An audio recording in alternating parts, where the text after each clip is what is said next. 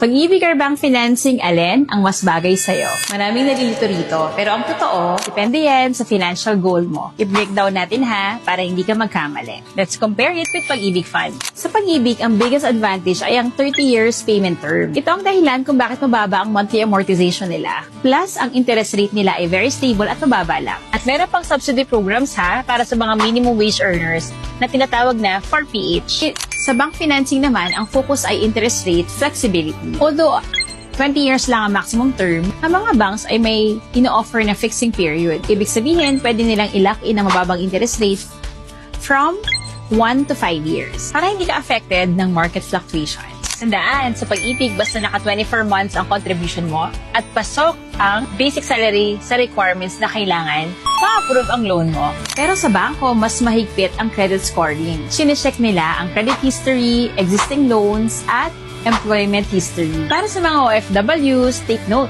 banks usually require a post-sale contract at mas mataas ang net disposable income kumpara sa Pag-ibig. At kung OFW ka, ang maximum years of payment lang ay 15 years to pay.